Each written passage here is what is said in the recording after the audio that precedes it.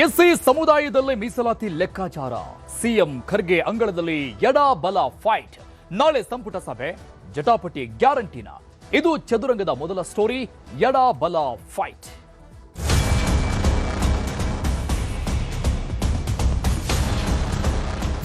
ರಾಜ್ಯದಲ್ಲಿ ಬೆಂಕಿ ಹಚ್ಚುವಂತ ಕೆಲಸ ಮಾಡಿದುಕೊಳ್ತಿದ್ದಾರೆ ರಾಜ್ಯ ಸರ್ಕಾರ. ಇವರೆಲ್ಲರೂ ಸುಮ್ಮನೆ ಅಪಪ್ರಚಾರ ಮಾಡ್ಕೊಂಡು ಹೇಳ್ತಾ ಇದ್ದಾರೆ. ನಾವು ಇಂಪಲ್ ಸೆಟಲ್ಮೆಂಟ್ ಮಾಡ್ಕೊಳ್ಳೋಕೆ ತಯಾರಿದ್ದೀವಿ. ಪ್ರೊಫೆಷನೇಟಿಗೆ ನಾವು ರೆಡಿ ಇದ್ದೀವಿ. ಕ್ಯಾಬಿನೆಟ್ ಏನು ತೀರ್ಮಾನ ತಗೊಳ್ತಾರೆ ಅದನ್ನ ಕಾದು ನೋಡೋಣ.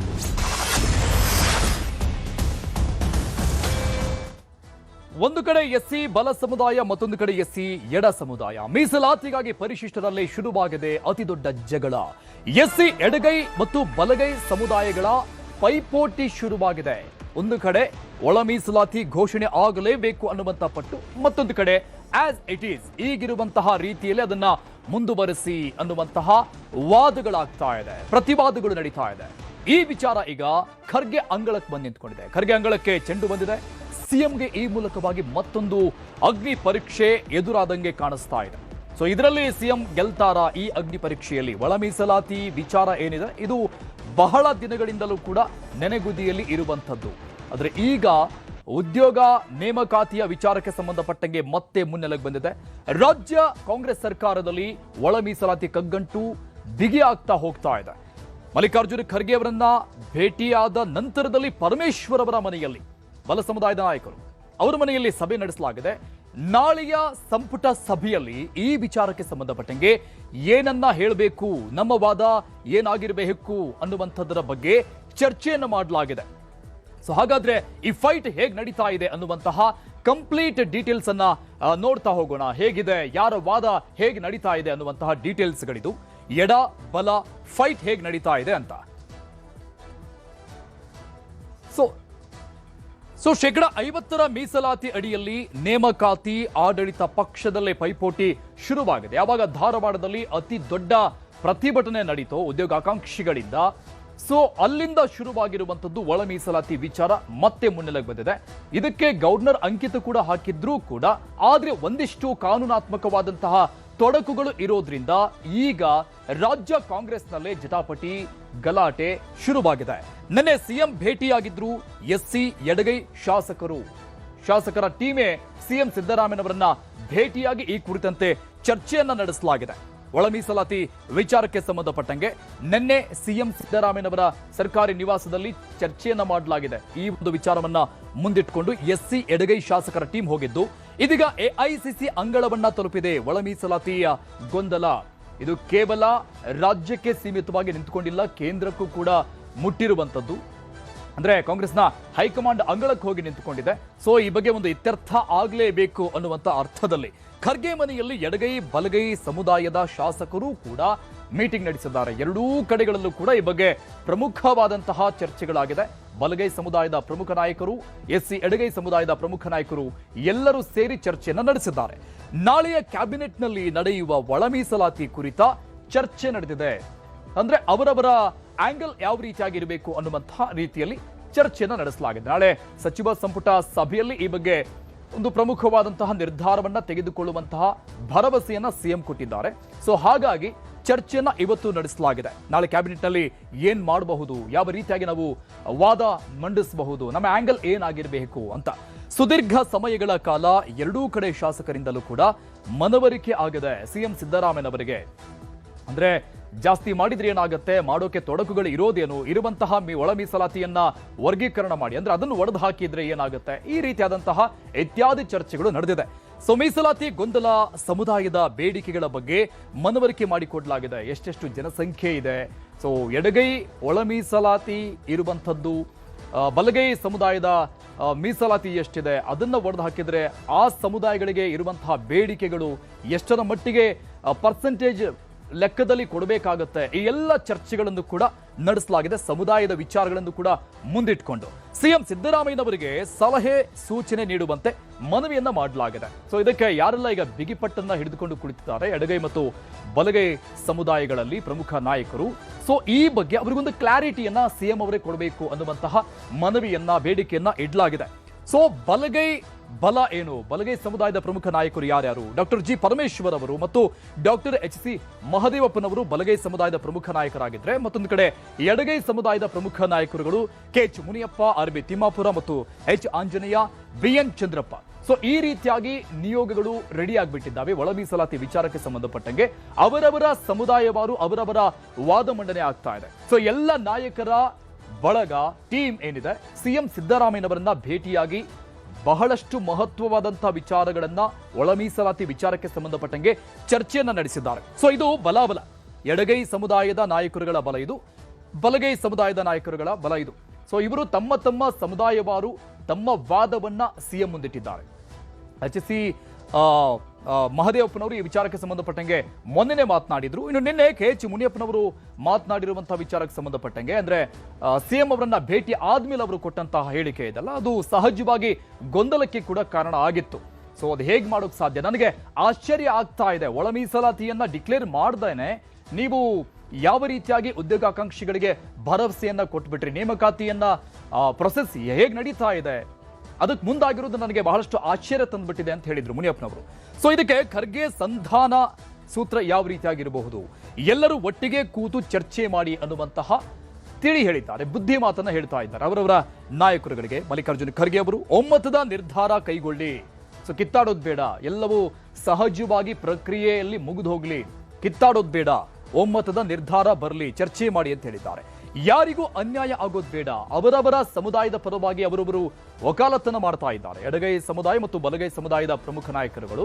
ಸೊ ಹಾಗಾಗಿ ಅನ್ಯಾಯ ಯಾರಿಗೂ ಆಗೋಕ್ ಬೇಡ, ಈ ಬಗ್ಗೆ ಎಲ್ಲರೂ ಕುಳಿತುಕೊಂಡು ಸಮಾಧಾನವಾಗಿ ಚರ್ಚೆ ಮಾಡಿ ಅಂತ ಹೇಳಿದ್ದಾರೆ. ಸೊ ನಾನು ಕೂಡ ಸಿಎಂಗೆ ಹೇಳ್ತೇನೆ, ಈ ಬಗ್ಗೆ ಪರಿಶೀಲನೆ ಮಾಡಿ, ಚರ್ಚೆ ಮಾಡಿ, ಯೋಚನೆ ಮಾಡಿ ನಿರ್ಧಾರವನ್ನ ತೆಗೆದುಕೊಳ್ಳೋದಕ್ಕೆ ಸಿಎಂ ಸಿದ್ದರಾಮಯ್ಯನವರಿಗೆ ನಾನು ಕೂಡ ಸಲಹೆ ಕೊಡ್ತೀನಿ, ಹೇಳ್ತೀನಿ ಅಂತ ಹೇಳಿದ್ದಾರೆ. ಸೊ ಎಲ್ಲರೂ ಒಟ್ಟಾಗಿರಬೇಕು, ಸಮಾನಾಗಿ ಹಂಚಬೇಕು, ಯಾವುದೇ ಸಮುದಾಯಗಳಿಗೂ ಕೂಡ ಇಲ್ಲಿ ಅನ್ಯಾಯ ಆಗೋದಕ್ಕೆ ಬಿಡಬಾರದು, ನಾವು ಕೂಡ ಬಿಡೋದಿಲ್ಲ, ಆ ನಿಟ್ಟಿನಲ್ಲೇ ಕ್ರಮ ಆಗಬೇಕು ಅಂತ ಸಿಎಂ ಅವರಿಗೆ ನಾನು ಸೂಚನೆ ಕೊಡ್ತೀನಿ, ನಾನು ಕೂಡ ಈ ಬಗ್ಗೆ ಚರ್ಚೆ ಮಾಡ್ತೀನಿ ಅಂತ ಮಲ್ಲಿಕಾರ್ಜುನ ಖರ್ಗೆ ಅವರು ಸಂಧಾನ ಸೂತ್ರವನ್ನ ಹೆಣಿತಾ ಇದ್ದಾರೆ. ಬಟ್ ಇದು ಎಷ್ಟರ ಮಟ್ಟಿಗೆ ವರ್ಕ್ ಆಗುತ್ತೆ ಅನ್ನೋದು ನೋಡಬೇಕು. ಸೊ ಬಲಗೈ ನಾಯಕರ ವಾದ ಏನು, ಇದಕ್ಕೆ ಎಡಗೈ ನಾಯಕರ ವಾದ ಏನಾಗಿದೆ? ಒಳ ಮೀಸಲಾತಿ ವಿಚಾರಕ್ಕೆ ಸಂಬಂಧಪಟ್ಟಂಗೆ ಎಡಗೈ ಸಮುದಾಯಕ್ಕೆ ಮೀಸಲಾತಿ ಹೆಚ್ಚಾದ್ರೆ ತಮಗೆ ಹಿನ್ನಡೆಯಾಗುತ್ತೆ ಅನ್ನೋದು ಬಲಗೈ ನಾಯಕರ ವಾದ ಆಗಿದ್ರೆ, ಎಡಗೈ ನಾಯಕರ ವಾದ ಒಳ ಮೀಸಲಾತಿ ಜಾರಿ ಮಾಡಿ ನೇಮಕಾತಿ ಮಾಡಬೇಕು, ಇಲ್ಲ ಅಂದ್ರೆ ಇದು ಕೆಲವೊಂದಿಷ್ಟು ಒಳ ಪಂಗಡಗಳೇನಿದ್ದಾವೆ, ಒಳ ಸಮುದಾಯಗಳು, ಸೊ ಅಲ್ಲಿ ಏಟು ಬೀಳುತ್ತೆ, ಅವರಿಗೆ ಅನ್ಯಾಯ ಆಗತ್ತೆ ಅನ್ನುವಂಥದ್ದು ಅವರ ವಾದ ಆಗಿದೆ. ಇನ್ನು ಸಮಾನ ಹಂಚಿಕೆ ಮಾಡುವುದು ಸೂಕ್ತವಾಗಿದೆ ಅನ್ನೋದು ಬಲಗೈ ನಾಯಕರ ವಾದ ಆಗಿದ್ರೆ, ಎಡಗೈ ನಾಯಕರ ವಾದ 50% ನೇಮಕಾತಿ DPR ಹಿಂಪಡಿಬೇಕು ಅನ್ನುವಂಥದ್ದಾಗಿದೆ. ಸೊ ಈಗ ಪ್ರೆಸೆಂಟ್ ಇರುವಂಥದ್ದು ಇದು 50% ನೇಮಕಾತಿ. ಸೊ ಅದೀಗೇನೋ ಸರ್ಕಾರ ಮುಂದಾಗ್ತಾ ಇದೆ, ಆ DPR ಪ್ರಕಾರವಾಗಿ ಅದನ್ನ ಆ ಸೂಚನೆಯನ್ನ ವಾಪಸ್ ಪಡಿಬೇಕು ಅಂತ ಒತ್ತಾಯ ಮಾಡ್ತಾ ಇದ್ದಾರೆ ಸರ್ಕಾರಕ್ಕೆ. ಒಳ ಮೀಸಲಾತಿ ಕೊಟ್ರೆ ಅನ್ಯಾಯ ಆಗುವ ಸಾಧ್ಯತೆಗಳೇ ಹೆಚ್ಚಾಗಿದೆ ಅಂತ ಬಲಗೈ ನಾಯಕರು ವಾದವನ್ನ ಮಂಡಿಸ್ತಾ ಇದ್ದಾರೆ. ಇನ್ನು ಇದಕ್ಕೆ ಎಡಗೈ ನಾಯಕರ ವಾದ 15% ಮೀಸಲಾತಿಯಲ್ಲೇ ಒಳ ಮೀಸಲಾತಿಯನ್ನ ಹಂಚಿಕೆ ಮಾಡಿ, ಸೊ ಹೀಗೇನಾದ್ರೂ ಕೊಟ್ರೆ ಅನ್ಯಾಯ ಆಗುವಂತಹ ಸಾಧ್ಯತೆಗಳು ಹೆಚ್ಚಾಗಿದೆ, ಅದನ್ನ ಜಾಸ್ತಿ ಮಾಡಿ ಅನ್ನುವಂತಹ ವಾದವನ್ನ ಇವರಿಡ್ತಾ ಇದ್ದಾರೆ. ಸೊ ಮತ್ತೊಂದು ವಿಚಾರ, ಕೋರ್ಟ್ ವಿಚಾರ ಕ್ಯಾಬಿನೆಟ್ನಲ್ಲಿ ಚರ್ಚೆ ಆಗಬೇಕು. ಸೊ ಆ ಬಗ್ಗೆ ಏನು ಕ್ರಮ ಆಗಬೇಕು, ಏನನ್ನ ಮಾಡಬಹುದು ಸರ್ಕಾರ, ಆ ಬಗ್ಗೆ ಚರ್ಚೆ ಆಗಲಿ ಅಂತ ಹೇಳಿದ್ದಾರೆ. 6:6:5 ಸೂತ್ರದಲ್ಲೇ ಮೀಸಲಾತಿಯನ್ನ ಕೊಡ್ಲಿ ಅಂತ ಎಡಗೈ ನಾಯಕರು ವಾದವನ್ನ ಮುಂದಿಡ್ತಾ ಇದ್ದಾರೆ ಈ ಒಂದು ಪಾಯಿಂಟ್ಗೆ. ಸೊ ಇದಕ್ಕೆ ಕಾನೂನಾತ್ಮಕವಾಗಿ ತೊಡಕಾಗಿದೆ ಅಂತ ಹೇಳ್ತಾ ಇದ್ದಾರೆ, ಅದನ್ನ ಬಗ್ಗೆ ಚರ್ಚೆ ಮಾಡೋಣ, ಕೋರ್ಟ್ ವಿಚಾರ ಚರ್ಚೆ ಆಗಲಿ ಅಂತ ಹೇಳ್ತಾ ಇದ್ದಾರೆ ಬಲಗೈ ನಾಯಕರು. ಸಂಪುಟ ಸಭೆಯಲ್ಲಿ ಒಮ್ಮತಕ್ಕೆ ಬರೋಣ ಅಂತ ಬಲಗೈ ನಾಯಕರು ಹೇಳ್ತಾ ಇದ್ರೆ, ಉದ್ಯೋಗಾಕಾಂಕ್ಷಿಗಳಲ್ಲಿ ಗೊಂದಲ ಬೇಡ, ಸೊ ಇದು ಗೊಂದಲ ಸೃಷ್ಟಿಸುವಂತಹ ರೀತಿಯಲ್ಲಿ ಆಗ್ತಾ ಇದೆ, ಸೊ ಹಾಗಾಗಿ ಗೊಂದಲ ಬೇಡ ಅಂತ ಅವರು ವಾದ. ಪದೇ ಪದೇ ಅನ್ಯಾಯ ಆಗಬಾರದು ಅಂದ್ರೆ ಇದರರ್ಥ ಹಿಂದೆ ಕೂಡ ನಮಗೆ ಅನ್ಯಾಯ ಆಗಿದೆ ಅಂತ, 101 ಜಾತಿಗಳಿಗೂ ಅನ್ಯಾಯ ಆಗಬಾರದು, ಕೂತು ಮಾತನಾಡಿಕೊಳ್ಳೋಣ ಅಂತ ಮತ್ತೊಂದು ರೀತಿಯಾಗಿ ಹೇಳಿಕೆಯನ್ನ ಎಡಗೈ ಸಮುದಾಯದ ನಾಯಕರು ತಮ್ಮ ವಾದದ ರೀತಿಯಲ್ಲಿ ಇಡ್ತಾ ಇದ್ದಾರೆ. ಸೊ ಬಲಗೈ ನಾಯಕರಾಗಿರುವಂತಹ ಡಾಕ್ಟರ್ ಜಿ ಪರಮೇಶ್ವರ್ ಅವರು ಈ ವಿಚಾರಕ್ಕೆ ಸಂಬಂಧಪಟ್ಟಂಗೆ ಮಾತನಾಡಿದ್ರು, ಏನ್ ಹೇಳಿದ್ರು ಅನ್ನೋದನ್ನ ನೋಡೋಣ. ಕ್ಯಾಬಿನೆಟ್ಗೆ ಚರ್ಚೆ ಆಗುತ್ತೆ, ಕ್ಯಾಬಿನೆಟ್ ಏನ್ ತೀರ್ಮಾನ ತಗೊಳ್ತಾರೆ ಅದನ್ನ ಕಾದ್ ನೋಡೋಣ.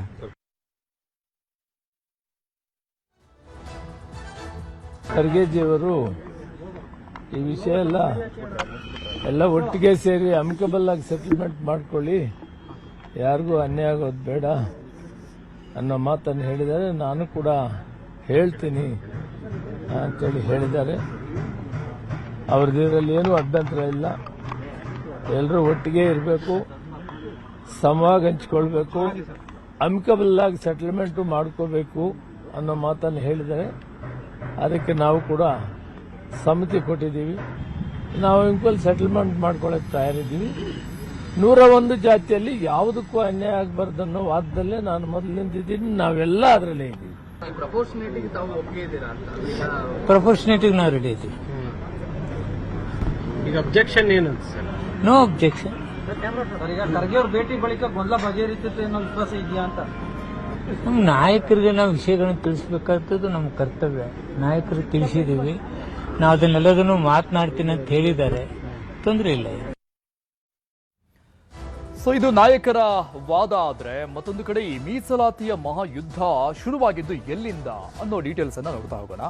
2022ರ ಮುಂಚೆ ಎಸ್ಸಿಗೆ 15%, ಇನ್ನು ಎಸ್ಟಿಗೆ 3% ಇದ್ರೆ ಒಬಿಸಿಗೆ 32% ಮೀಸಲಾತಿ. ಸೊ ಈ ರೀತಿಯಾಗಿ ವರ್ಗೀಕರಣ ಮಾಡಲಾಗಿತ್ತು 2022ಕ್ಕಿಂತ ಮುಂಚೆ.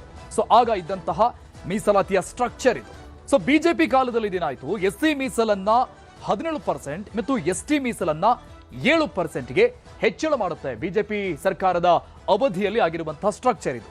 ಇದು ಸುಪ್ರೀಂ ಕೋರ್ಟ್ನ 50% ಮೀಸಲು ನಿಯಮ ಏನಿದೆ ಆ ನಿಯಮವನ್ನ ಮೀರಿ 56% ಹೋಗುತ್ತೆ. ಅದಕ್ಕೊಂದು ನಿಯಮಾವಳಿಗಳಿದೆ. ಸುಪ್ರೀಂ ಕೋರ್ಟ್ನ ನಿಯಮದ ಪ್ರಕಾರನೇ ರಾಜ್ಯ ಸರ್ಕಾರಗಳು ಮೀಸಲಾತಿಯನ್ನು ಕೊಡಬೇಕು ಅಂತ. ಆದ್ರೆ ಯಾವಾಗಿದು ಬಿಜೆಪಿ ಸರ್ಕಾರದ ಅವಧಿಯಲ್ಲಿ ಜಾಸ್ತಿ ಆಯಿತು ಅಲ್ಲಿಗೆ ಅದು 56% ಬಂದು ನಿಂತ್ಕೊಳ್ಳುತ್ತೆ. ಸೊ ಅದಾದ್ಮೇಲೆ ಕಾಂಗ್ರೆಸ್ನಿಂದ ಎಡಗೈಗೆ 6%, ಬಲಗೈಗೆ 6%, ಇತರೆಗೆ 5% ಮೀಸಲಾತಿಯನ್ನ ಕೊಡುವಂಥದ್ದು. 6:6:5 ಈ ಸೂತ್ರದ ಅಡಿಯಲ್ಲಿ ಮೀಸಲಾತಿಯನ್ನ ಫಿಕ್ಸ್ ಮಾಡಲಾಗಿತ್ತು. ಸೊ ಒಟ್ಟು ಮೀಸಲು 56% ಆಗಿದ್ರಿಂದ ಹೊಸ ಮೀಸಲಿನ ಅಡಿಯಲ್ಲಿ ಅವಕಾಶವನ್ನ ಕೊಡೋಕಾಗ್ತಾ ಇಲ್ಲ. ಇದು ಇರುವಂತಹ ಕಾನೂನಾತ್ಮಕವಾದಂತಹ ತೊಡಕು. ಇದೇ ವಿಚಾರವಾಗಿನೇ ಈಗ ಹೈಕೋರ್ಟ್ ಇದಕ್ಕೆ ತಡೆಯನ್ನ ಒಡ್ಡಿದೆ. ಸೊ ಒಟ್ಟು ಮೀಸಲು 56% ಆಗಿರುವಂತಹ ಕಾರಣಕ್ಕಾಗಿ ಸೊ ಈಗ ಪ್ರತಿಭಟನೆ ಒತ್ತಡಗಳ ಹಿನ್ನೆಲೆಯಲ್ಲಿ 2022ರ 50%ರಂತೆಯೇ ನೇಮಕಾತಿ ಆಗಬೇಕು ಅನ್ನುವಂಥ ಒಂದು ಆಂಗಲ್ನ ವಾದ ಕೂಡ ಇದೆ. ಈ ಬೆನ್ನಲ್ಲೇನೆ ಕಾನೂನಾತ್ಮಕವಾಗಿ ತೊಡಕು ಏನಾದರೂ ಇದೆ ಅಂತಿದ್ರೆ ಸೊ ಮೊದಲಿದ್ದಂಗೆನೆ 50% ನೇಮಕಾತಿ ಏನಿತ್ತು ಅದನ್ನೇ ಹಿಡ್ಕೊಂಡೇ ನೀವು ನೇಮಕಾತಿಯನ್ನ ಮಾಡಿ, ಹೊಸದೇನು ಬೇಕಾಗಿಲ್ಲ, ನಮಗೆ ನೇಮಕಾತಿಗಳು ಆದ್ರೆ ಸಾಕು ಅನ್ನುವಂತಹ ವಾದಗಳು ಕೂಡ ಇದೆ.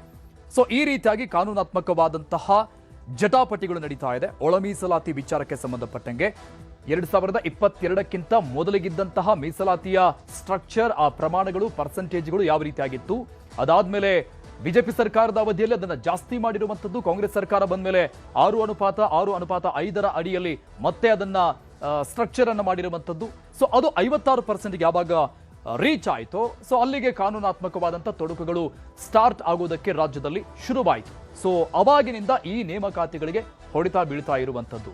ಸೊ ಅದನ್ನ ಕ್ಲಿಯರ್ ಮಾಡ್ದೇನೆ ನೀವು ನೇಮಕಾತಿಯನ್ನ ಮಾಡೋದು ಹೇಗೆ ಅಂತ ಒಂದು ಸಮುದಾಯ ಈಗ ವಾದವನ್ನ ಮುಂದಿಟ್ಟಿದೆ.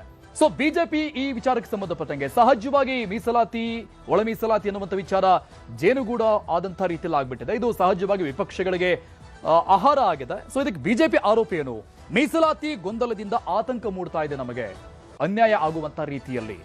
ಸೊ ಸರ್ಕಾರ ಯಾವ ರೀತಿಯಾಗಿ ಸಮರ್ಥನೆ ಮಾಡಿಕೊಳ್ತಾ ಇದೆ ಅಂದ್ರೆ, ಚಿತ್ರದುರ್ಗದಲ್ಲಿ ಘೋಷಣೆ, ಪ್ರಣಾಳಿಕೆಯ ಅಜೆಂಡಾ ಅನ್ನುವಂಥ ವಿಚಾರವನ್ನ ಅದು ಸಮರ್ಥನೆ ಮಾಡಿಕೊಳ್ತಾ ಇದೆ. ಎಸ್ಸಿ ಎಸ್ಟಿ ಜನರಿಗೆ ರಾಜ್ಯ ಸರ್ಕಾರ ಅಂದ್ರೆ ಕಾಂಗ್ರೆಸ್ ದ್ರೋಹ ಮಾಡ್ತಾ ಇದೆ ಅಂತ ಹೇಳ್ತಾ ಇದ್ರೆ ಬಿಜೆಪಿ, ಕೇಂದ್ರಕ್ಕೆ ಮನವಿ ಕೊಟ್ಟರು ಕೂಡ ಪ್ರಯೋಜನವಿಲ್ಲ, ಇದರಿಂದ ಏನು ಪ್ರಯೋಜನ ಆಗ್ತಾ ಇಲ್ಲ, ನಾವು ಮನವಿ ಕೊಟ್ಟಾಗಿದೆ, ಅದಕ್ಕೆ ಸ್ಪಂದಿಸ್ತಾ ಇಲ್ಲ ಕೇಂದ್ರ ಅಂತ ಅವರ ಸಮರ್ಥನೆ ಹೇಳಿಕೆ ಆಗಿದೆ.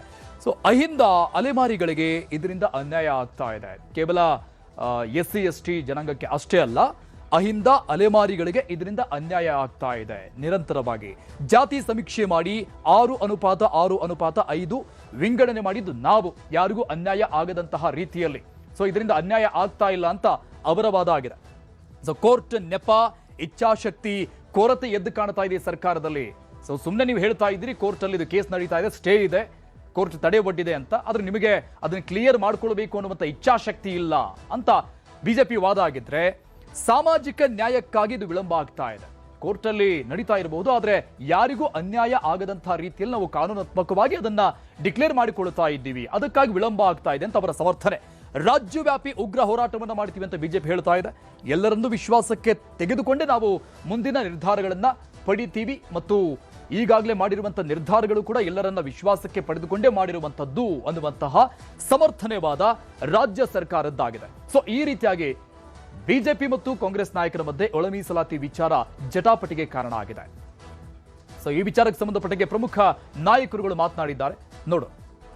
ಒಂದು ಕಡೆ 2,85,000 ಹುದ್ದೆಗಳನ್ನ ಭರ್ತಿ ಮಾಡತಕ್ಕಂತ ಯೋಗ್ಯತೆ ಇಲ್ಲದಿರ್ತಕ್ಕಂಥ ಕಾಂಗ್ರೆಸ್ ಸರ್ಕಾರ ಮೀಸಲಾತಿಯನ್ನ ಸರಿಯಾಗಿ ಒಳ ಮೀಸಲಾತಿಯನ್ನ ಅನುಷ್ಠಾನಕ್ಕೆ ತರದೇನೆ 6% ಪಕ್ಕಕ್ಕಿಟ್ಟು ಕೇವಲ 50% ಹಿಂದಿನ ಹಳೆಯ ಮೀಸಲಾತಿ ಪ್ರಕಾರ ಮಾಡ್ತೇವೆ ಅಂತ ಹೊರಟಿದ್ದೀರಿ.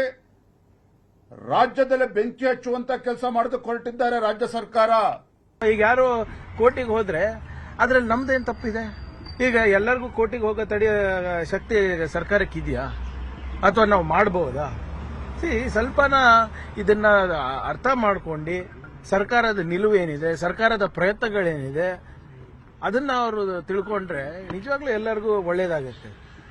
ಸಾವಿರಾರು ಜನ, ಲಕ್ಷಾಂತರ ಮಕ್ಕಳು ಇವತ್ತು ಬೀದಿಗಿಳಿತಾ ಇದ್ದಾರೆ ಹೋರಾಟಕ್ಕೆ. ಆಮೇಲೆ ಏನಿದ್ರು ಕಾನೂನು ಪ್ರಕಾರನೇ ಮಾಡಬೇಕಲ್ಲ. ನಾನು ಕಾನೂನು ಬಿಟ್ಟು ನಾನಿರ್ಬೋದು, ನೀವಿರ್ಬೋದು, ಸರ್ಕಾರ ಇರ್ಬೋದು, ಕಾನೂನನ್ನ ಬಿಟ್ಟು ಮಾಡ್ಲಿಕ್ಕೆ ಆಗುತ್ತಾ? ಸೊ ಏನೇ ಇದ್ರು ಕೂಡ ಎಲ್ಲರೂ ಕಾನ್ಫಿಡೆನ್ಸ್ ಅಲ್ಲಿ ತಗೊಂಡೇ ಮಾಡ್ತಾ ಇರೋದು. ಈಗಾಗಲೇ ಮಾನ್ಯ ಮುಖ್ಯಮಂತ್ರಿಯವರ ಕಚೇರಿನಲ್ಲಿ 4 ತಾಸು ಚರ್ಚೆ ಆಯ್ತು. ಅದಾದ್ಮೇಲೆ ಅದೇ ಸಂಜೆ ಹೋದ ಗುರುವಾರ 4 ತಾಸು ಕ್ಯಾಬಿನೆಟ್ನಲ್ಲಿ ಚರ್ಚೆ ಆಯ್ತು. ಏನು ಕದ್ದಿ ಮುಚ್ಚಿ ಏನಾದ್ರು ಮಾಡ್ತಾ ಇದೀವಾ? ಎಲ್ಲಾನು ಸರ್ಕಾರ ಎಲ್ಲಾ ಲೀಡರ್ಸ್ಗೆ ಮಾತಾಡೇ ಮಾಡ್ತಾ ಇರೋದು.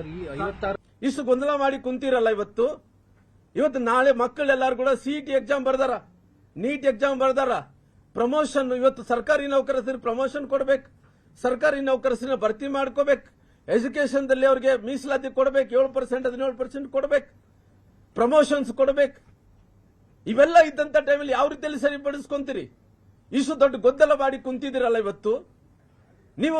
ಈ ಕಾಂಗ್ರೆಸ್ ಸರ್ಕಾರ ಇವತ್ತು ಹಿಂದುಳಿದಂತಹ ಜಾತಿಗಳಿಗೆ, SC STಗಳಿಗೆ ಮಾಡ್ತಾ ಇರುವಂತಹ ಮಹಾ ದ್ರೋಹ ಇದು. ಬಾಬಾ ಸಾಹೇಬ್ ಅಂಬೇಡ್ಕರ್ ಅವರಿಗೆ ಮಾಡ್ತಾ ಇರುವಂತಹ ಮಹಾ ಅಪಮಾನ ಇದು. ಈ ರೀತಿ ಮಾಡಿ ಕುಂತಿದ್ದೀರಲ್ಲ ಇವತ್ತು, ಇದ್ರ ಯಾವ ರೀತಿಯಲ್ಲಿ ಸರಿಪಡಿಸಂತ ಕೆಲಸ ಮಾಡ್ತೀರಿ? ನಾವು ಬಹಳ ಸ್ಪಷ್ಟವಾಗಿದ್ದೀವಿ.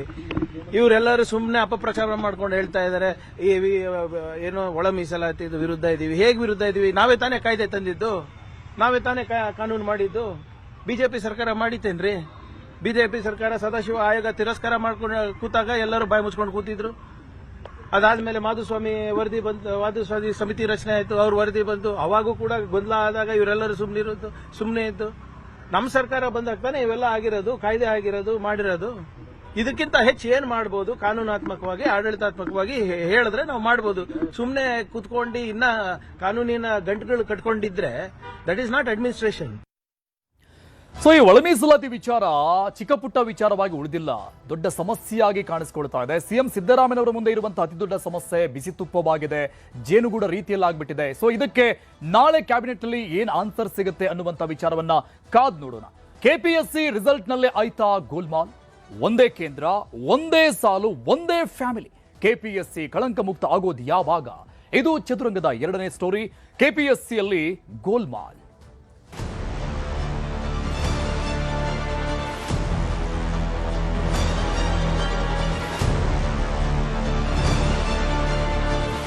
ಇದನ್ನೆಲ್ಲ ನೋಡಿದ್ರೆ ಸಾಕಷ್ಟು ಕರಪ್ಷನ್ ಆಗಿದೆ KPSCಲಿ, ಸ್ವಲ್ಪ ಅಲ್ಲ.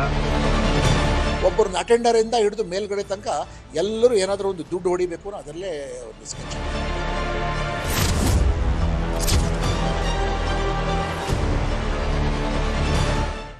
KPSC ಯಾವಾಗ್ಲೂ ಟಾಕ್ ಅಲ್ಲಿರುತ್ತೆ, ಈಗ ಮತ್ತೆ ಮುನ್ನೆಲೆಗೆ ಬಂದಿದೆ. KPSC ಪರೀಕ್ಷೆಯಲ್ಲಿ ಈ ಬಾರಿಯೂ ಕೂಡ ಗೋಲ್ಮಾಲ್ ಆಯ್ತಾ? ಇಂಥದ್ದೊಂದು ಗಂಭೀರ ಆರೋಪ ಕೇಳಿ ಬರ್ತಾ ಇದೆ. KPSC ಮುಖ್ಯ ಪರೀಕ್ಷೆ ಫಲಿತಾಂಶದಲ್ಲೇ ಡೀಲ್ ಆಯ್ತಾ ಅನ್ನುವಂಥ ಆರೋಪ, ಪ್ರಶ್ನೆಗಳು, ಅನುಮಾನಗಳು ಮೂಡ್ತಾ ಇದೆ. ಯಾಕಂದ್ರೆ ಈಗ ಬಂದಿರುವ ರಿಸಲ್ಟ್ ನಂತರ ಒಂದಿಷ್ಟು ಅನುಮಾನಗಳು ಕಾಡ್ತಾ ಇದೆ. ಆ ಅನುಮಾನಕ್ಕೆ ಪುಷ್ಟಿ ನೀಡುವಂತಹ ರೀತಿಯಲ್ಲಿ ಒಂದಿಷ್ಟು ಬೆಳವಣಿಗೆಗಳಾಗಿದೆ. ಸೊ ಈ ಹಿನ್ನೆಲೆಯಲ್ಲಿ ಹೋರಾಟಕ್ಕೆ ತಯಾರಿ ಆಗ್ತಾ ಇದ್ದಾರೆ ಪರೀಕ್ಷೆಯನ್ನ ಬರೆದಂತವರು. ಅಕ್ರಮಗಳ ದೂರು ಬರುತ್ತಲೇ ಸರ್ಕಾರ ಅಲರ್ಟ್ ಆಗಿದೆ. ವರದಿಯನ್ನ ಕೇಳಿದ್ದಾರೆ ಮುಖ್ಯ ಕಾರ್ಯದರ್ಶಿ ಶಾಲಿನಿ ರಜನೀಶ್ ಅವರು. ಕೆಪಿಎಸ್ಸಿ ಕಾರ್ಯದರ್ಶಿಗೆ ಸೂಚನೆಯನ್ನ ಕೊಡಲಾಗಿದೆ. ಈ ವಿಚಾರಕ್ಕೆ ಸಂಬಂಧಪಟ್ಟಂಗೆ ಏನಿದು ಅಂತ ಮಾಹಿತಿಯನ್ನ ಸರ್ಕಾರ ಕೇಳ್ತಾ ಇದೆ. ಹಾಗಾದ್ರೆ ಏನಿದು ಗೋಲ್ಮಾಲ್? ಕೆಪಿಎಸ್ಸಿಯಲ್ಲಿ ಮತ್ತೆ ಗೋಲ್ಮಾಲ್ ಆಗಿರುವಂತಹ ಆರೋಪ ಯಾಕೆ, ಏನ್ ಗೋಲ್ಮಾಲ್ ಅನ್ನುವಂತ ಡೀಟೇಲ್ಸ್ ಅನ್ನ ನೋಡ್ತಾ ಹೋಗೋಣ. ಗೊಂದಲ ಅನುಮಾನಗಳ ಗೂಡಾಗಿದೆ ಕೆಪಿಎಸ್ಸಿ ಮುಖ್ಯ ಪರೀಕ್ಷೆಯ ಫಲಿತಾಂಶ. ಅದಕ್ಕೊಂದಿಷ್ಟು ಕಾರಣಗಳು, ಪುಷ್ಟಿ ನೀಡುವಂತ ಮಾಹಿತಿಗಳನ್ನು ಕೊಡ್ತಾ ಹೋಗ್ತೀವಿ. ಕಾರಣ ಒಂದೇ ಕೊಠಡಿಯಲ್ಲಿ ಪರೀಕ್ಷೆ ಬರೆದಿದ್ದಾರೆ 15 ಮಂದಿ. ಆ 15 ಮಂದಿ ಕೂಡ ಆಯ್ಕೆಯಾಗಿರುವಂತದ್ದು ಹೇಗೆ ಸಾಧ್ಯ ಇದು ಅನ್ನುವಂತ ಸಹಜವಾದಂತ ಪ್ರಶ್ನೆ, ಅನುಮಾನಕ್ಕೆ ಕಾರಣ ಆಗಿದೆ. So point number 2, serial number ರೀತಿ ಆಯ್ಕೆಯಾಗಿದ್ದಾರೋ ಹೇಗೆ ಅನ್ನೋ ಪ್ರಶ್ನೆ ಇದೆ. ಒಂದೇ ಕೊಠಡಿಯಲ್ಲಿರುವಂತ 15 ಜನ. ಪಾಯಿಂಟ್ ನಂಬರ್ 3, ಒಂದೇ ಕುಟುಂಬದ 2-3 ಅಭ್ಯರ್ಥಿಗಳು ಕೂಡ ಆಯ್ಕೆಯಾಗಿದ್ದಾರೆ. ಇದು ಹಲವು ಅನುಮಾನಗಳಿಗೆ ಕಾರಣ ಆಗ್ತಾ ಇರುವಂತ ಪ್ರಶ್ನೆ. ಪಾಯಿಂಟ್ ನಂಬರ್ 4, ಪ್ರಾಮಾಣಿಕವಾಗಿ ಓದಿದವರಿಗೆ ಕೆಲಸ ಸಿಗುತ್ತಾ ಇದರಿಂದ? ಈ ರೀತಿಯಾಗಿ ಆದ್ರೆ ಅದು ಹೇಗೆ ಸಾಧ್ಯ? 15 ಜನ ಒಂದೇ ಕೊಠಡಿಯಲ್ಲಿ ಪರೀಕ್ಷೆ ಬರೆದವರು, ಒಂದೇ ಕುಟುಂಬದ 3-4 ಜನ ಪಾಸ್ ಆಗೋದಕ್ಕೆ ಹೇಗೆ ಬಂತು ಈ ರಿಸಲ್ಟ್? ಇದರಿಂದ ಪ್ರಾಮಾಣಿಕವಾಗಿ ನಿಷ್ಠೆಯಿಂದ ಓದಿದಂತ ಅಭ್ಯರ್ಥಿಗಳಿಗೆ ಮೋಸ ಆಗಲ್ವಾ? ಪಾಯಿಂಟ್ ನಂಬರ್ 5, ಪ್ರಭಾವಿಗಳ ಮಕ್ಕಳಿಗೆ ಸೀಟ್ ಕೊಡಿಸುವಂತಹ ಕುತಂತ್ರದ ಒಂದು ಭಾಗನ ಇದು ಅನ್ನುವಂತಹ ಪ್ರಶ್ನೆ ಇದೆ.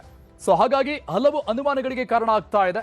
ಈ ಬಾರಿಯ ಕೆಪಿಎಸ್ಸಿಯ ರಿಸಲ್ಟ್ನ ನಂತರದಲ್ಲಿ ಪ್ರಭಾವಿಗಳ ಮಕ್ಕಳಿಗೆ ಸೀಟ್ ಕೊಡುವಂತ ನಿಟ್ಟಿನಲ್ಲಿ ಕುತಂತ್ರವನ್ನ ನಡೆಸಿದ್ರ ಅಂತ. ಈಗ ಕೆಪಿಎಸ್ಸಿ ಗೋಲ್ಮಾಲ್ ವಿರುದ್ಧ ಹೋರಾಟಕ್ಕೆ ಮುಂದಾಗ್ಲಾಗ್ತಾ ಇದೆ. ಕೆಪಿಎಸ್ಸಿ ಅಕ್ರಮದ ಬಗ್ಗೆ ಮಧ್ಯ ಪ್ರವೇಶ ಮಾಡೋಕೆ ಪ್ರಧಾನಿ ಮೋದಿ ಅವರಿಗೆ ಅಭ್ಯರ್ಥಿಗಳೇ ಮನವಿಯನ್ನ ಮಾಡಿಕೊಂಡಿದ್ದಾರೆ. ಹೀಗಾಗ್ತಾ ಇದೆ ರಾಜ್ಯದಲ್ಲಿ ಅಂತ ಕೆಪಿಎಸ್ಸಿ ಅಭ್ಯರ್ಥಿಗಳಿಂದಲೇ ಎಕ್ಸ್ ಮೂಲಕ ಪ್ರಧಾನಿ ಮೋದಿ ಅವರಿಗೆ ಸವಿಸ್ತಾರವಾಗಿ ದೂರನ್ನ ಕೊಡಲಾಗಿದೆ. ಏನಾಯಿತು ಅನ್ನುವಂತ ವಿಚಾರವನ್ನ ಅದರಲ್ಲಿ ಉಲ್ಲೇಖ ಮಾಡಲಾಗಿದೆ. ಸಿಎಂ ಸಿದ್ದರಾಮಯ್ಯನವರಿಗೂ ಕೂಡ ಎಕ್ಸ್ ನಲ್ಲಿ ಟ್ಯಾಗ್ ಮಾಡಿ ಪೋಸ್ಟ್ ಮಾಡಿದ್ದಾರೆ ಅಭ್ಯರ್ಥಿಗಳೆಲ್ಲರೂ ಕೂಡ. ರಾಜ್ಯಪಾಲರಿಗೂ ಕೂಡ ಪತ್ರ ಬರೆಯಲು ಅಭ್ಯರ್ಥಿಗಳು ಮುಂದಾಗಿದ್ದಾರೆ. ಇದು ಚಿಕ್ಕ ಪುಟ್ಟ ವಿಚಾರ ಅಲ್ಲ ಅಂತ, ಯಾಕಂದ್ರೆ ಹಲವಾರು ವರ್ಷಗಳಿಂದ ಕುಳಿತುಕೊಂಡು ಶ್ರಮ ಪಟ್ಟು ಬರೆದಿರುವಂತಹ ಎಕ್ಸಾಮ್ಸ್ಗಳು ಈ ರೀತಿಯಾಗಿ ಕುತಂತ್ರ ಮಾಡಿ ಮೋಸ ಮಾಡಿದ್ರೆ ಹೇಗೆ ಅಂತ ಆಕ್ರೋಶ ವ್ಯಕ್ತವಾಗ್ತಾ ಇದೆ. ಸಿಬಿಐ ತನಿಖೆ ಮಾಡಬೇಕು, ಹೊಸ ನೋಟಿಫಿಕೇಶನ್ ಆಗಬಾರದು ಅಂತ ಪಟ್ಟು ಹಿಡಿದಿದ್ದಾರೆ. ಅಂದ್ರೆ ಅಕ್ರಮ ಎಸಗಿದವರ ವಿರುದ್ಧ ಕ್ರಮ ಆಗಲಿ, ಆದ್ರೆ ಮತ್ತೆ ನೋಟಿಫಿಕೇಶನ್ ಬೇಡ ಅಂತ. ಮುಂದಿನ ದಿನಗಳಲ್ಲಿ ಉಗ್ರ ಹೋರಾಟಕ್ಕೆ ನಾವು ತಯಾರಾಗಿದ್ದೀವಿ ಅನ್ನುವಂಥ ಸೂಚನೆಯನ್ನ ಕೊಡ್ತಾ ಇದ್ದಾರೆ. ಮಾಜಿ ಪೊಲೀಸ್ ಕಮಿಷನರ್ ಕಳವಳವನ್ನ ವ್ಯಕ್ತಪಡಿಸಿ ಸರ್ಕಾರಕ್ಕೆ ಬಿಸಿ ಮುಟ್ಟಿಸುವಂತ ಭರವಸೆಯನ್ನು ಕೊಟ್ಟಿದ್ದಾರೆ. ಈ ವಿಚಾರಕ್ಕೆ ಸಂಬಂಧಪಟ್ಟಂಗೆ ಪ್ರಮುಖರು ಮಾತನಾಡಿದ್ದಾರೆ ನೋಡಿ. ಸೀರಿಯಲ್ ನಂಬರ್ 1, 2, 3 ಕಂಟಿನ್ಯೂಸ್ ಆಗಿ ಸುಮಾರು 10-15 ಜನ ಒಂದೇ ಕ್ಲಾಸ್ ರೂಮ್ ಅಲ್ಲಿ ಒಂದೇ ಸೀರಿಯಲ್ ನಂಬರ್ ಅಲ್ಲಿ ಸೆಲೆಕ್ಟ್ ಆಗಿರೋಂಥದ್ದು ನಾವು ನೋಡಬಹುದು. ಆ ರೀತಿ ಲಿಸ್ಟ್ ಇದೆ ಇದು. ಮತ್ತೆ ಒಂದೇ ಫ್ಯಾಮಿಲಿಯಲ್ಲಿ 2-3 ಜನ ಅಕ್ಕ ತಂಗಿ ಅಣ್ಣ ತಮ್ಮ ಈ ತರ ಸೆಲೆಕ್ಟ್ ಆಗಿರೋಂಥದ್ದು ನೋಡಬಹುದು. ಇದನ್ನೆಲ್ಲ ನೋಡಿದ್ರೆ ಸಾಕಷ್ಟು ಕರಪ್ಷನ್ ಆಗಿದೆ ಕೆಪಿಎಸ್ಸಿಲಿ. ಸ್ವಲ್ಪ ಅಲ್ಲ, ಸಾಕಷ್ಟು ಕರಪ್ಷನ್ ಆಗಿದೆ. ಇದನ್ನ ಯಾವುದೇ ಕಾರಣಕ್ಕೂ ತನಿಖೆ ಮಾಡ್ದಿರಾ ಇದು ರಿಸಲ್ಟ್ಸ್ ಬಿಡಬಾರ್ದು. ಮತ್ತೆ ಇನ್ನು ಕೋರ್ಟ್ ಅಲ್ಲಿ ಸಾಕಷ್ಟು ಕೇಸಸ್ ಇದ್ರೂ ಕೂಡ ಇವರು ಅರ್ಜೆನ್ಸಿ ಕ್ರಿಯೇಟ್ ಮಾಡ್ಕೊಂಡು ಇವರು ಈ ಒಂದು ಕೇಸ್ ಎಕ್ಸಾಮ್ಸ್ ಏನ್ ನೋಟಿಫಿಕೇಶನ್ ಮುಗಿಸ್ಬೇಕಂತ ನೋಡ್ತಿದ್ದಾರೆ. ಇದನ್ನ ಪ್ರಾಮಾಣಿಕವಾಗಿ ಯಾರು ಓದ್ತಾ ಇದ್ದಾರೆ ಅಂತವರಿಗೆ ಕೆಲಸ ಸಿಗ್ಬೇಕು. ಈ ಒಂದು ಏನ್ ಭ್ರಷ್ಟಾಚಾರ ಆಗಿದೆ ಇದನ್ನ ಸಂಪೂರ್ಣ ತನಿಖೆ ಆಗ್ಬೇಕು. ಇಲ್ಲಿ ಬರೀ ಜಾತಿನವ್ರಿಗೆ ಹಾಕ್ಕೊಳ್ತೀರಿ ನೀವು, ಮತ್ತು ಯಾರಿಗೋ ಒಂದು ರಿವಾರ್ಡ್ ಕೊಡಬೇಕು, ಒಂದು ದುಡ್ಡು ಹೊಡ್ಕೊಳಕ್ಕೆ ಮಾಡ್ಕೊಳ್ಳಿ ನೀವು, ಅಥವಾ ಲೀಕ್ಔಟ್ ಮಾಡ್ಕೊಳ್ಳಿ ಅಂಥವ್ರಿಗೆ ನೀವು ಹಾಕೋವಾಗ ಮತ್ತು ಅಲ್ಲಿರೋ ಸ್ಟಾಫ್ ಎಲ್ಲ ಇದೆಲ್ಲ ಮೋಸ್ಟ್ ಡಿಮೊರಲೈಸ್. ಅವ್ರಿಗೆ ಗೊತ್ತಿದೆ ಭ್ರಷ್ಟ ಜಾಗ ಅಂತ. ಸೊ ಅವ್ರು ಒಬ್ಬರನ್ನ ಅಟೆಂಡರಿಂದ ಹಿಡಿದು ಮೇಲ್ಗಡೆ ತನಕ ಎಲ್ಲರೂ ಏನಾದರೂ ಒಂದು ದುಡ್ಡು ಹೊಡಿಬೇಕು ಅನ್ನೋ ಅದರಲ್ಲೇ ಒಂದು ಸ್ಕೆಚ್ ಹಾಕ್ಕೊಂಡಿರ್ತಾರೆ. KPSC should come out and tell ಅವ್ರದ್ದು ಸ್ಟೇಟಸ್ ಏನು, ಎಷ್ಟು ಎಕ್ಸಾಮಿನೇಷನ್ಗಳು ಸರ್ಕಾರ ಅವ್ರಿಗೆ ಕಂಡಕ್ಟ್ ಮಾಡು ಅಂತ ಹೇಳಿದ್ದಾರೆ. Number 1. Number 2, what is the time table for this and ಏನು ಅವ್ರಿಗೆ ಸಿಲೆಬಸ್ ಏನು ಮಾಡಿದಾರಲ್ಲ ಅವ್ರ ಕ್ಯಾಲೆಂಡರ್ ಆಫ್ ಇವೆಂಟ್ಸ್ ಕೊಡಬೇಕು. ಈ ಇಡೀ 2026ನೇ ಇಸ್ವಿಯಲ್ಲಿ ಎಷ್ಟು ಪರೀಕ್ಷೆಗಳು ಕಂಡಕ್ಟ್ ಮಾಡಲಾಗುತ್ತೆ ಅಂತ. And it is their bound and duty to liaise with chief secretary government of Karnataka that ಎಷ್ಟು ಪೊಸಿಷನ್ಸ್ಗೆ ಅವರು ಇದು ಮಾಡಬೇಕು. ಮತ್ತು ಅವ್ರು ಹೇಳಿದ ನಂತರ ತಾನೇ ಟ್ರೈನಿಂಗ್ ಸೆಂಟರ್ಸ್ಗೆ ಹೇಳ್ಬೋದು, ಟ್ರೈನಿಂಗ್ ಸೆಂಟರ್ಗಳಿಂದ ವೇಕೆನ್ಸಿ ಫಿಲ್ ಮಾಡೋಂಥದ್ದು. ಸೊ ಯಾವುದು ಪ್ರೊಫೆಷ್ನಲ್ ಆಗಿ ನೀವು ಮಾಡೋದಿಲ್ವಲ್ಲ ನೀವು. ಈ ಕೆಪಿಎಸ್ಸಿ ವಿಚಾರಕ್ಕೆ ಸಂಬಂಧಪಟ್ಟಂಗೆ ದೂರುಗಳು ಬರ್ತಾ ಇದ್ದಂಗೆ ಸರ್ಕಾರ ಕೂಡ ಅಲರ್ಟ್ ಆಗಿದೆ. ಅಕ್ರಮಗಳ ಬಗ್ಗೆ ದೂರು ಬರ್ತಾ ಇದ್ದಂಗೆ ಸರ್ಕಾರ ಅಲರ್ಟ್ ಆಗಿ ಕ್ರಮಕ್ಕೆ ಮುಂದಾಗುವಂತಹ ಭರವಸೆಗಳು ಕೇಳಿ ಬರ್ತಾ ಇದೆ ಸರ್ಕಾರದಿಂದ. ವರದಿ ಕೇಳಿದ್ದಾರೆ ಮುಖ್ಯ ಕಾರ್ಯದರ್ಶಿ ಶಾಲಿನಿ ರಜನೀಶ್ ಅವರು.